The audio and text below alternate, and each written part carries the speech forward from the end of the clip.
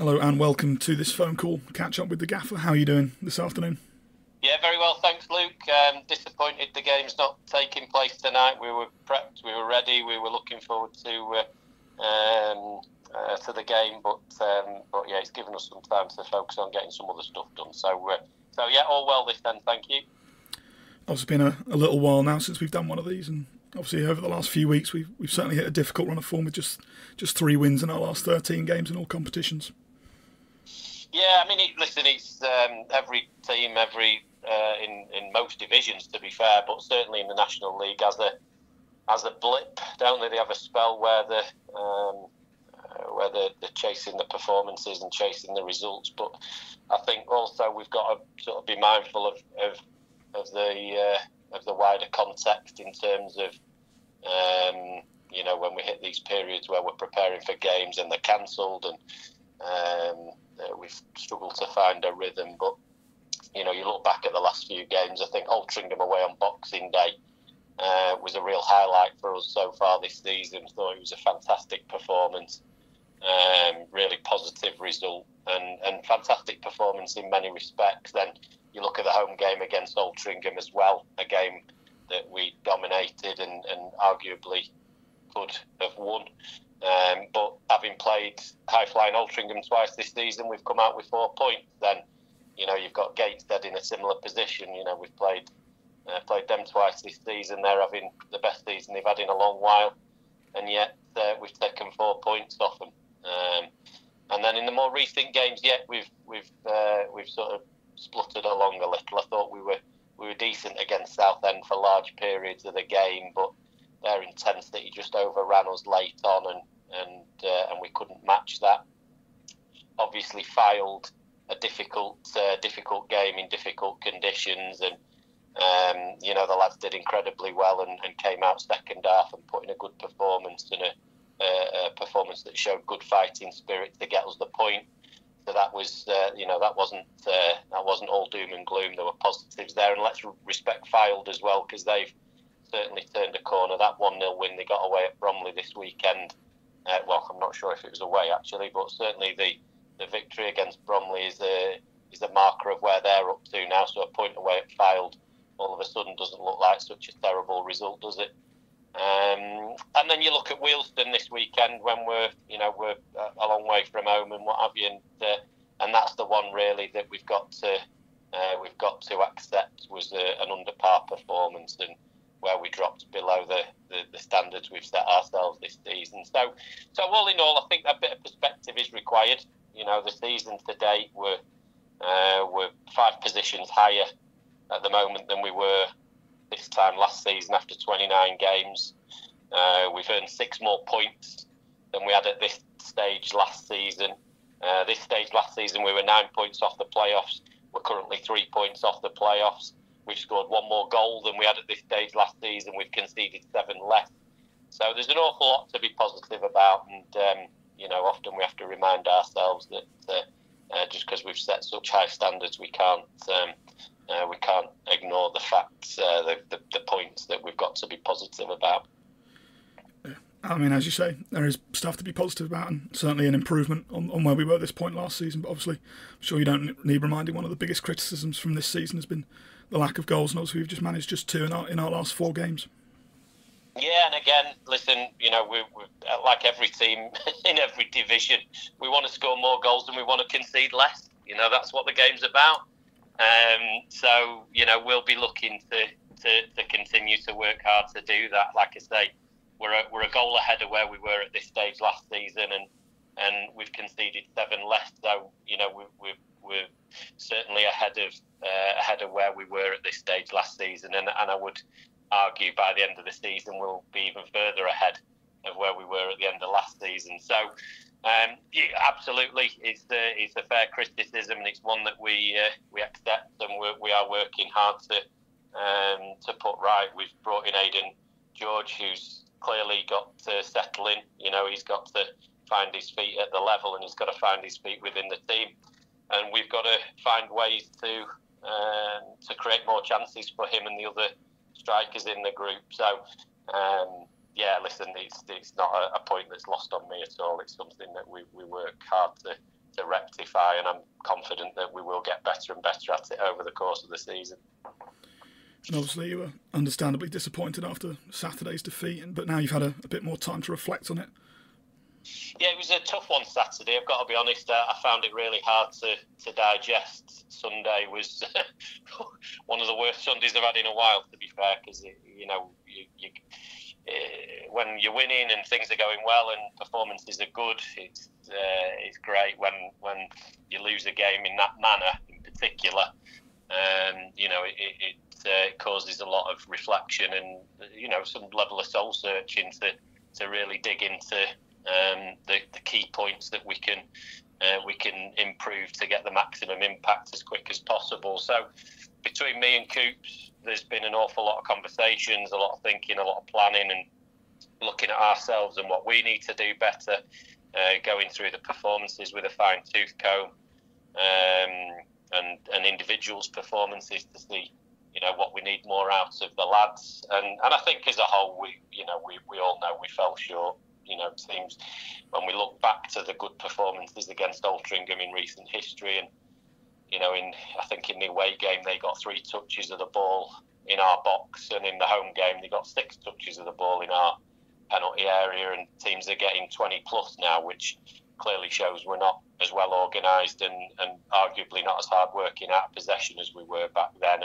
And then the flip side is we look at our touches in the opposition box, which require a level of creativity from the team and more dynamic movement from the forwards to be able to get those touches in the opposition box. So it's given us a lot to think about. It's given us some real focus and real direction in what we want to work on, how we want to help the team get better in the immediate near future. And so in that respect, it wasn't a wasted experience. We've learned a lot from it, and we've been given a new zest to push on and improve the things that we need to improve. And obviously you alluded to it at the start, but we were meant to face Harrogate Railway tonight in the West Riding County Cup, and I believe that was going to be almost full strength team. Yeah, it was. Starting 11 would have been pretty much full strength.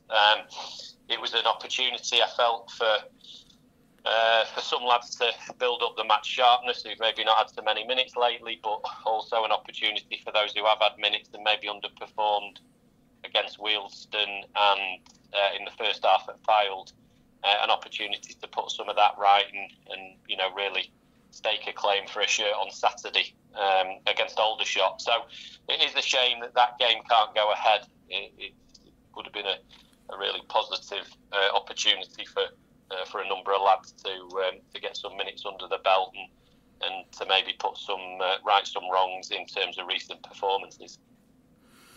And obviously I know you won't be able to go into too much detail about it, but obviously with the January transfer window coming to a close pretty soon, can we expect any transfer news soon?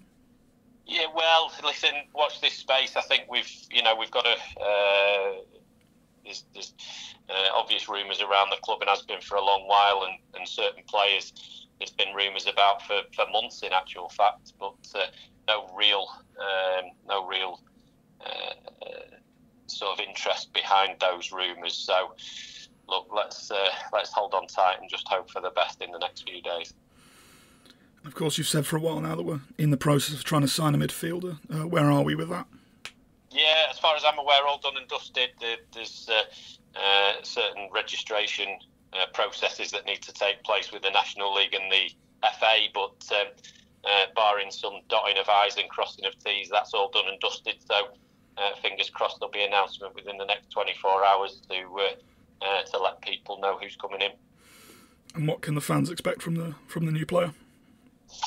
Well, I'm excited for sure. I think a lad who fits the bill, shall we say, fits the model, fits the profile. Somebody who comes in with a point to prove, maybe to some degree, a career to build.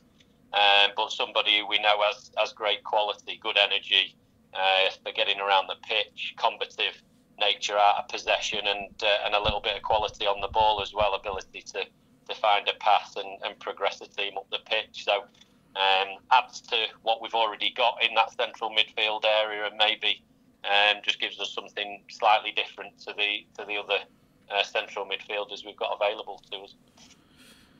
Are there any other potential signings on the horizon, or is it a case of wait and see? Yeah, no, realistically, not in the near future. We are looking. We've got some good conversations going on. So, again, listen, the fans will be sick to death of me and my cliches, but the reality is we want to make sure that they're right for the club, not just in the immediate future, but also over a longer period, because clearly we have to maximise our finances and maximise our resources by planning longer term. And although you've got those who've got the ability to go out and focus on a more short term recruitment style players who they can throw big money at, who can come in and hit the ground running immediately. We want to be a team who use our finances wisely and plan for not just the immediate future, but over the longer term, because we don't want to be losing players as they start to develop and come into the prime. We want to be trying to secure players who can be here for a longer period, so we enjoy a little bit more of them as they get into the prime of their careers. So yeah, that's the long answer. The short answer is no, there's nothing immediate, but we are working on keeping a few possibilities going that may well come to something in the next few weeks. And looking ahead now, obviously, Aldershot on Saturday. It's certainly going to be a tough game. Yeah, it's interesting, isn't it? I was chatting to Tom Scargill earlier on, and he said, Aldershot, aren't they having a fantastic season? And it kind of just reminded me of the different perceptions around the National League, and maybe around our club to some degree, and that we're as we stand here now, we've played the same number of games as them, and we're 3 points behind them. We're 3 points behind them, having, like I mentioned earlier on, taken 4 points already this season off Altrincham, taken 4 points off Gateshead, taken a good point away at Barnet, a good point away at Solihull, with those two teams still to visit the Shea. We took Aldershot right to the wire in a fantastic game down at their place, which really could have gone either way and probably should have been a draw, but we lost out almost with the last kick of the game. So, we recognise they're a really strong team, really front-footed team. But much as we recognise their strengths, I've no doubt that Tommy will be looking at us and recognising that it's no easy task coming to play Halifax Town. And of course, obviously, Aldershot is the start of a very busy February. 7 games currently scheduled, but 5 of those at home at least. Which is great, Luke. I don't know if you're looking forward to it. It'll certainly keep you busy, but we need that rhythm. We need to hit that rhythm of games. Having a game every couple of weeks is no good for us. We had that last season in December and January, where postponements and cancellations just cost us the rhythm that we'd built up over October and November last season, and to some degree, I think maybe the Wealdstone performance and the first half at Fylde are also a reflection of that. We want to be in a rhythm. We want to be playing regularly. We want to be getting these games and these performances underway, and we're really relishing the next few weeks. We know it's going to be a challenge. It starts with Aldershot. We've got Solihull in the mix there quickly after. It's not going to be easy. It is going to be difficult. We're going to have to be at our best, but we often are at our best when we're under a bit of pressure, and we've got a good run of games to look forward to. So I for one, am certainly looking forward to it. And finally, obviously looking ahead to the rest of the season, as you've mentioned a few times, we're just 3 points outside the playoffs at the minute. Are they still the target? Well, they've got to be. I mean, this is again, something that came up earlier today, really, and in my reflections post Wealdstone.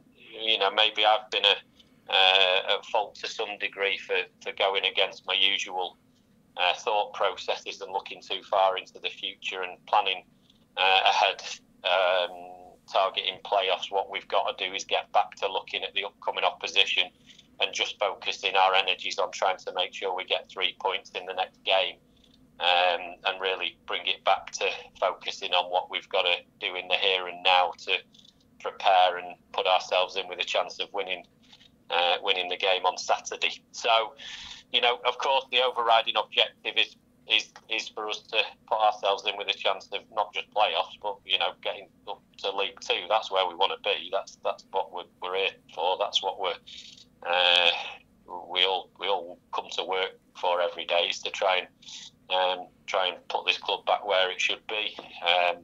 But there's the danger that over focusing on the bigger picture and the longer term, we forget what's important right now, which is making sure that the lads are prepped and ready, and we're fully aware of what we're going to expect from Aldershot, and we go out and pose some significant problems for them when we meet them on Saturday.